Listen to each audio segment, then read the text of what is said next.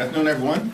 It's my honor to be joined by Whip Catherine Clark, our caucus chair Pete Aguilar, one of our co-chairs of the Steering and Policy Committee, Nanette Barragan, vice chair of the House Democratic Caucus, Ted Lieu, five-term and under Representative Stephen Horsford, and of course the top Democrat on the Rules Committee, ranking member Jim McGovern from the Commonwealth of Massachusetts, which is well represented to my right. Although we're always to you. Yeah. That would be correct. We're on day 8 of the Republican healthcare crisis. A crisis that has been visited upon the American people for months and is causing great devastation to working class America, rural America, suburban America, small town America, the heartland of America, urban America, and black and brown communities all throughout America. House Democrats are here at the Capitol on duty and ready to reopen the government and enact a spending agreement that actually meets the needs of the American people, while at the same time addresses the Republican health care crisis that is devastating the American people and is causing premiums, copays, and deductibles to go up for tens of millions of Americans because of the Republican refusal to extend the Affordable Care Act tax credits. We're asking everyday Americans from all across the country to share your story about the premium increases that you are experiencing with your member of Congress, with your United States Senator, and certainly with any of us. If you've received a letter, or when you receive a letter in the next few weeks, we want you to reach out to us and share that letter with us. You can do it at democraticleader.house.gov/share your story. That's democraticleader.house.gov/share your story. We are fighting for you. We know that because of the Republican healthcare crisis and their refusal to address the Affordable Care Act tax credits that are on the brink of expiring, that millions of Americans are about to see their health care costs double, triple, or quadruple. And when you get that letter in the mail, share it with us. You can share it with us, as I indicated, and you can include a hashtag, my premium went up. My premium went up. And it's going up because of the continued Republican refusal to extend the Affordable Care Act tax credits. My honor to yield to our Democratic Whip, Catherine Clark. Thank you so much, Mr. Leader. We are so grateful for your leadership and your vision at this point of healthcare crisis, and I'm proud to be here with these representatives in leadership of our caucus. Here's the terrible thing about the position that the Republicans have backed themselves into with healthcare. It hurts everyone. And this isn't about red states or blue states. These premium hikes, these cuts, are going to make healthcare more expensive and harder to obtain for every American. We had a hearing today in the Capitol, and we were joined by a 29-year-old woman, Mariah Plant from West Virginia. And she told us about her family's struggle. She is the full-time caretaker for her brother Matt, who suffers a lot of disabilities and needs to be home and be on Medicaid. And without that support, she doesn't know how she would be able to provide for her brother. She also runs a small business and receives a tax credit so that she can afford health insurance under the ACA. So she is looking at potentially a cut to Medicaid that jeopardizes her ability to care for her loved one and her family, and in the immediate future, a steep rise in premiums and no ability for her to make that up. Her budget simply doesn't stretch that far. Like most Americans, she doesn't have that extra hundreds of dollars lying around a month to be able to afford health care. And that was the story from West Virginia. And as I look in my district, as premium notices are coming out, a couple in Massachusetts that makes $88,000 a year is looking at having their premium doubled. If we go to Speaker Johnson's hometown of Benton, Louisiana, that same couple making $88,000 will see a tripling of their premium, 3 times. That could be around $23,000 a year for that couple to pay. People can't afford that. 60% of families in this country cannot meet the basics, cannot afford the basics for their family. And these sort of dramatic jumps in premiums are what is going to pull them under. So here we are, and we implore the Republican Party, go talk to your neighbors and hear their anxieties about what's happening to their health care, what's happening in your shutdown you're imposing on them, and get on a plane and come back to Washington and get to work in reopening this government and protecting health care and the American worker. And with that, I am proud to yield to the chairman of our caucus, Pete Aguilar. Thank you, Whip Clark, and thank you, Leader Jeffries, for convening us here, for your strength in asking House Democrats to be here, to be present, to be here at work. This is day 8 of the Republican-led shutdown. It's the second week that House Republicans have refused to call us back to the House, the last session day being, I believe, September 19th. Rather than tackling the most pressing issues facing our nation, including the rising costs of healthcare, Republicans are running from their responsibilities.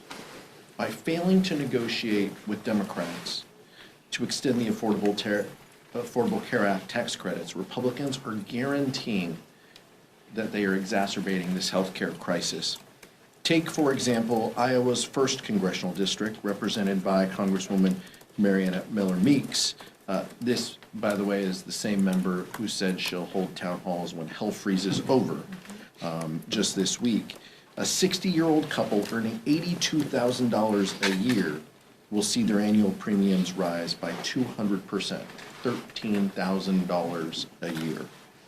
For another example, Republican Congressman Gabe Evans, Colorado District, a family of 4 earning just $64,000 a year, will see their premiums increase 195%, or $2,500 a year.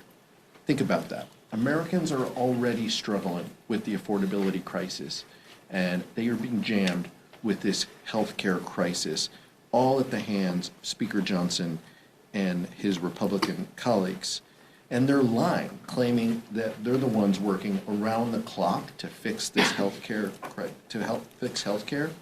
If that's true, where are they? Where are they?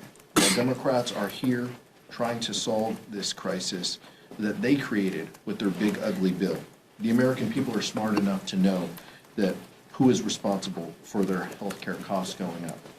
I hope that Republicans will wake up, that they'll do the right thing, and that they'll work with us to keep healthcare costs down. Turn it back over to Leader Jeffries.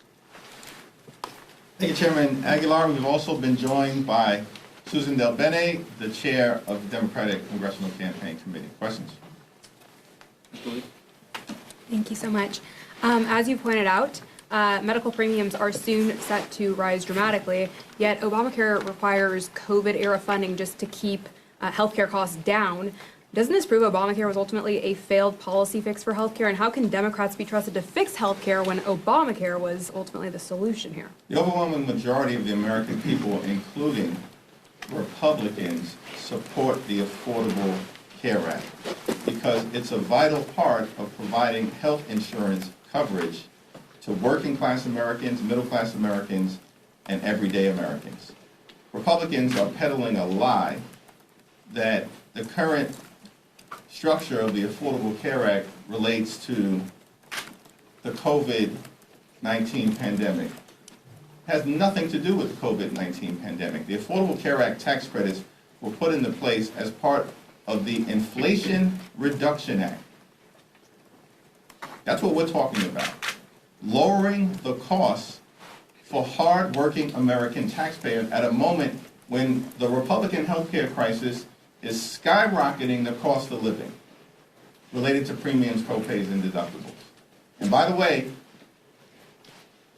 we have a cost of living crisis in the United States of America that Republican policies are making worse. Donald Trump and the Republicans spent all last year promising to lower costs on day one. Costs aren't going down, and the American people know it. Costs are going up. Inflation is going up. The Trump tariffs are adding thousands of dollars a year in additional expenses at a moment when everyday Americans are already struggling to make ends meet. And now Republicans have shut down the government rather than extend the Affordable Care Act tax credits to try to make health insurance more affordable, which is why Democrats are in this fight on behalf of the American people. Leader Jeffries, what do you make of Speaker Johnson canceling House sessions this week, and when will you call for the House? When do you think he'll call for the House to return? House Democrats were here last week. House Democrats are here this week. House Democrats will be here next week. House Republicans are on vacation right now. That's extraordinary. They canceled votes last week. House Republicans have canceled votes this week.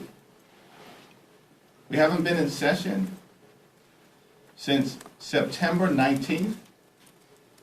And on that day, Republicans got out of town before sundown, never to be seen again. As we approach the government shutdown and are now in day 8 of the Trump Republican shutdown. And these extremists don't even want to show up to work when they're requiring hardworking federal employees to show up to work without pay because of the Republican shutdown.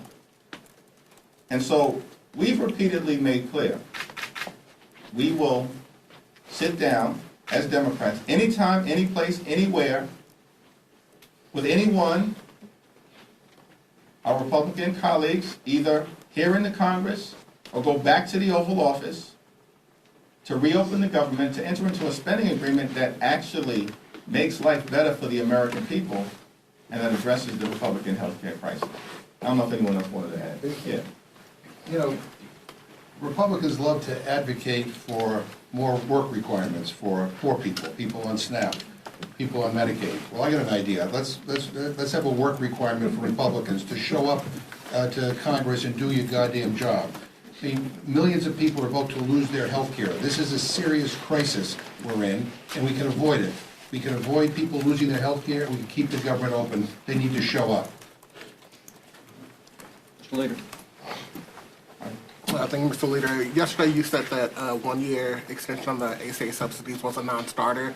James Shaheen said that, told me that red line was not helpful to the conversations that she's having in the Senate with her colleagues on both sides of the aisle. Leader Schumer said this morning that he didn't want to negotiate in public and declined to go as far as you did yesterday. Are you still consistent with red line being no to a 1-year extension, or kind of where are you at today on that? Yes, if anything is presented to us, of course the caucus will consider it in good faith. But at the moment, here's where we stand. Republicans enacted massive tax breaks for their billionaire donors as part of the One Big Ugly Bill. And they made those tax breaks permanent, while at the same time ripping Medicaid away from 14 million Americans and stealing food from the mouths of hungry children, seniors, and veterans. And then, are we to take the position at this moment in time, in the midst of a Republican healthcare crisis, that we can't provide stability and certainty to working class Americans who rely on the Affordable Care Act tax credits? That's an unreasonable position for anyone in Congress to take at this moment in time, relative to what Republicans have done in ripping health care away from tens of millions of Americans. Our position that has been articulated in a bill that was introduced by Senator Patty Murray and Congresswoman Rosa DeLauro is a permanent extension of the Affordable Care Act tax credits to match the permanent extension that Republicans on their own saw fit to do for the wealthy, the well-off, and the well-connected as part of the Republican continuing effort to subsidize the lifestyles of the rich and shameless. Now, at the end of the day, the caucus, in good faith, will evaluate anything presented from the Senate. But, in our view, as it relates to the Affordable Care Act tax credits and any other effort to address the Republican health care crisis, it has to be meaningful. It has to be meaningful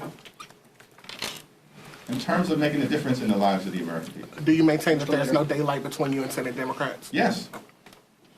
Julia. Right. Thank you, Mr. Leader.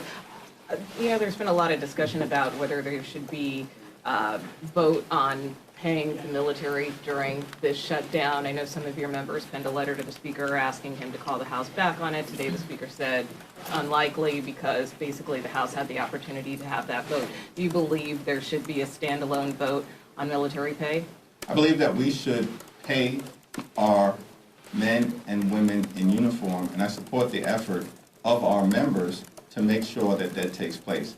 And shame on the Republicans for remaining on vacation and even refusing to pay our troops because of their continued effort to gut the health care of the American people, which they're putting above even the men and women of the U.S. military. I don't know if Catherine, I'll take you on justice. Go ahead. Having served active duty in the U.S. military, it is insane not to pay our troops. Some of them are in high-risk missions, and you want them thinking about whether they can get paid, whether they can care for their family. You don't want them focused on that. You want them focused on our national security. And this is going to affect our national security. House Democrats are here, Republicans are on vacation. They need to come back and work, and we need to pay our troops. I would just add that Mike Johnson sort of doubled down on this and showed their callous disregard for the Americans involved in their shutdown. Because what he said was a vote to give funding to our troops so they don't miss a paycheck while serving our country would be a show vote. A show vote? I can't imagine anything more disrespectful. And it's just insight into how they are viewing this. You take the deal we are offering to the American people, and the Republican deal is we take your health care away in order to pay for permanent tax breaks for the very wealthiest people. And if you don't take that deal, we're going to shut down government. And we're not even going to come to work while we are telling hardworking Americans who serve the public, you've got to go to work and not get paid. But us, we'll get paid and not show up for work. That's how little regard they have for the American people and what they're going through. And this entire system and this entire shutdown is based on their allegiance to the very wealthy. And American families are not making it. And every day they make life harder and more expensive. And you can see it in the way they toss aside payment to the troops as a political stunt, some sort of showboat. This is something that we have come together in a bipartisan way at the beginning of every shutdown and voted to do. That is what we do when we are in these terrible situations of a government shutdown. And the fact that they don't do it tells you exactly how they regard our troops and the American people. Mr. Lee, will you call Speaker Johnson and implore him to swear in Adelita Grijalva? We have made clear privately and publicly that Representative Adelita Grijalva should be sworn in immediately, without delay. Mike Johnson swore in 2 Republican members of Congress immediately after their April 1st special elections were concluded during a pro forma session when no one else was even around. And that was done by Republicans because they wanted to jam their one big ugly bill down the throats of the American people so they could rip away health care, steal food from children, and enact massive tax breaks for their billionaire donors. Republicans acted with great urgency to swear in 2 right-wing members of Congress to do in the American people in order to reward the wealthy, the well-off, and well-connected. But now, at this moment, Representative-elect Adelita Grijalva, who won by much wider margins than those 2 Republican members, there is no dispute or controversy relative to her election. And so many of us are asking the question, why the delay, Mike? What's the delay with respect to Representative-elect Adelita Grijalva? Does it have anything to do with Republicans' continuing effort to hide the Epstein files from the American people? Inquiring minds want to know. Third row.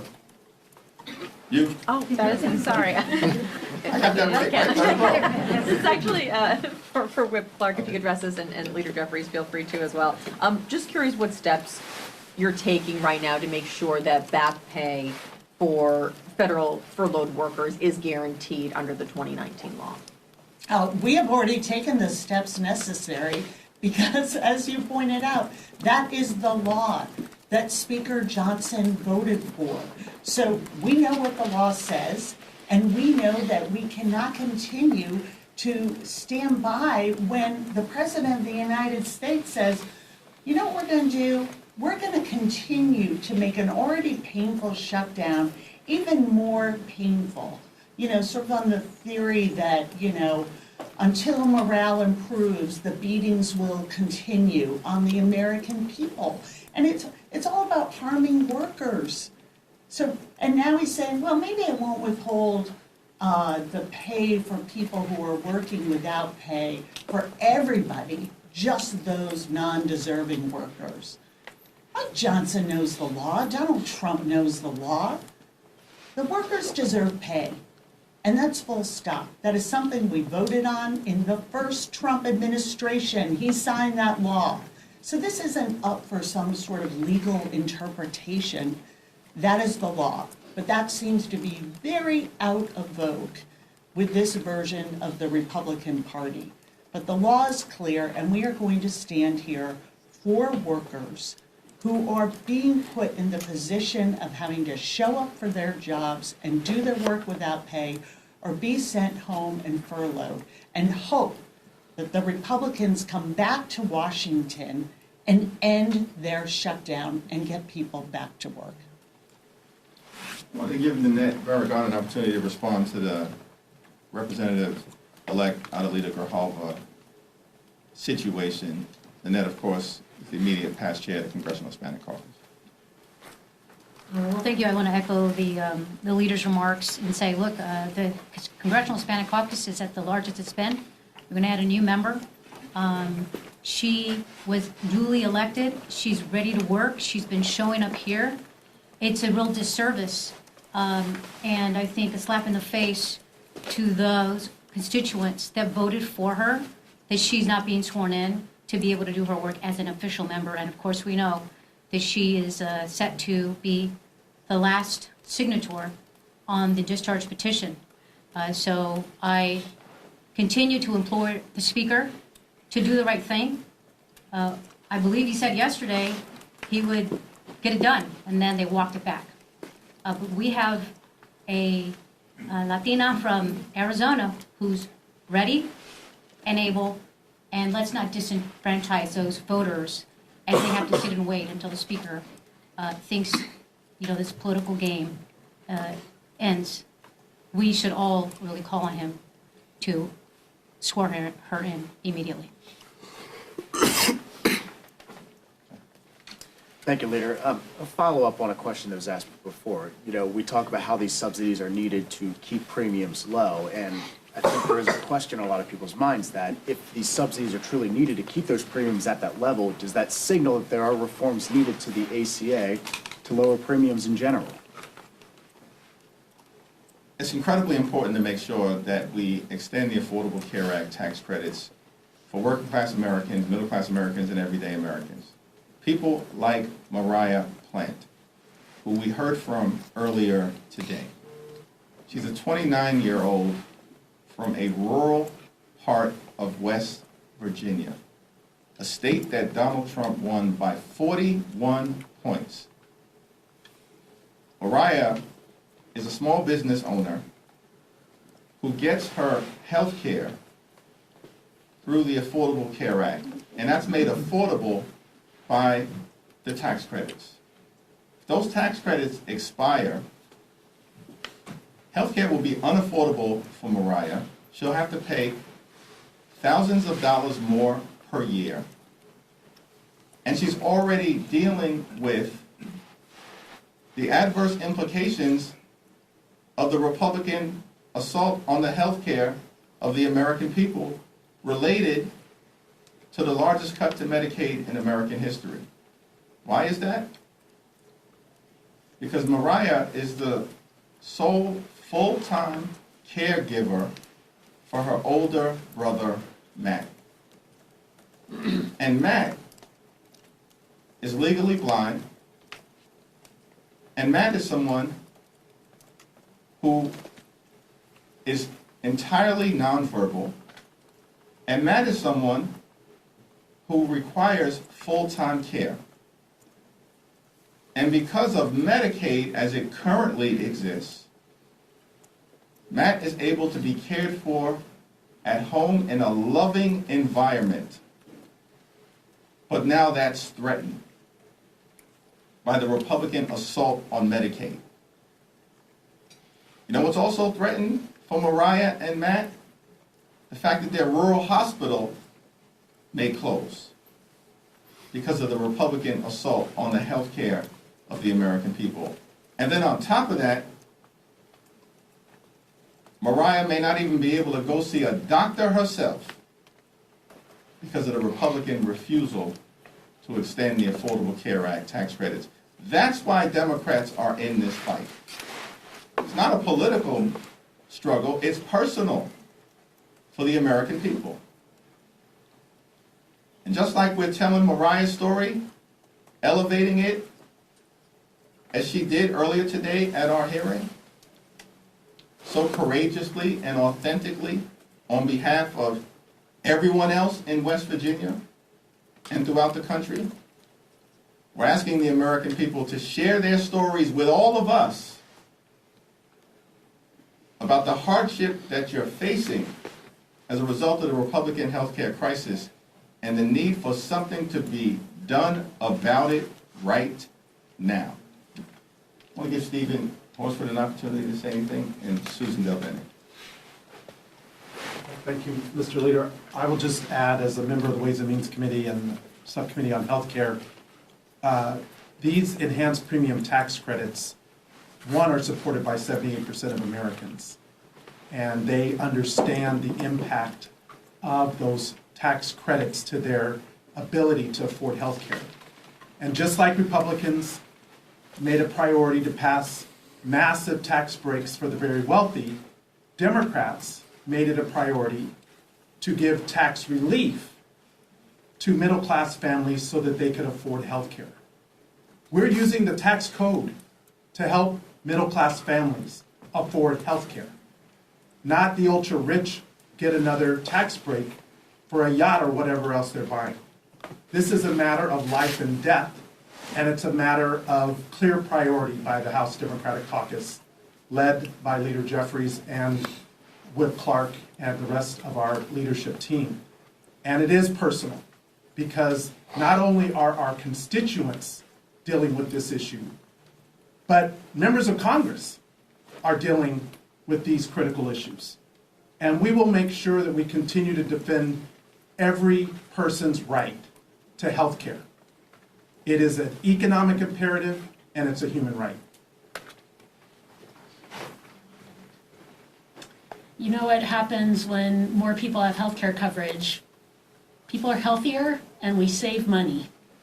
I think it's really important to think about the fact that when we have these tax credits in place, that actually saves us money.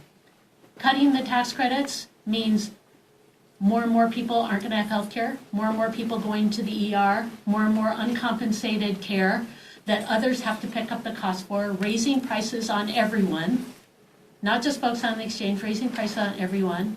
Our healthcare system is challenged. We see more rural hospitals, more services in hospitals closed, more folks, more staff being let go. It's a spiral. So not only because of the incredible stories like Mariah that the leader was just talking about, but also from a fiscal standpoint, it's the right thing to do. It helps our communities, more people have coverage, it's more fiscally responsible, and yet Republicans are still on vacation and have no plan on how to continue going forward. I just want to say, look, I sit on Energy and Commerce. I sit on the committee that does everything on healthcare. And I can tell you, hearing after hearing after hearing, we are not hearing Republicans come up with legislation or bills that's going to bring down the cost of their health care. On the contrary, everything that's being done is raising cost. So the party in power right now, the Republican Party, who controls what the hearings are not having hearings on how to lower the cost of health care or premiums. Look, we want to make sure health care is accessible to everybody, whether you're a Democrat, whether you're a Republican or an independent in rural America, in small towns, in cities like mine. This is about health care. This is about getting everybody access to health care. And I can tell you that we do not have those hearings. The party in charge has not expressed an interest in committee on having hearings on how to bring the cost down. So Democrats are fighting to do just that. Thank you, Mr. Leader. We've talked a lot about the countless Americans who are going to lose their paychecks in a prolonged shutdown. We've also seen lawmakers from both chambers and both sides of the aisle say that they will forfeit their checks to stand in solidarity with those Americans. Are you or any members of your leadership team planning on doing the same thing? That's an individual decision that every member will have to make on November 1st. Hopefully, Republicans will actually get back to Washington well before that, do their job so we can sit down, reopen the government now, enact a spending agreement that makes life better for the American people now and addresses the Republican health care crisis now. Have you heard from the White House at all since your meeting with the president? And do you think that he ultimately needs to engage in order to have the Republicans perhaps take up health care as well? In the White House meeting that we had last week, I made clear to the president, with Johnson and Thune sitting right there, that the reason why Leader Schumer and I demanded this meeting is because at the end of the day, nothing's going to happen on the Republican side unless Donald Trump tells them to do it. The Republicans here in Congress have long ago abandoned the notion that they're part of a separate and co-equal branch of government. They don't see their jobs that way.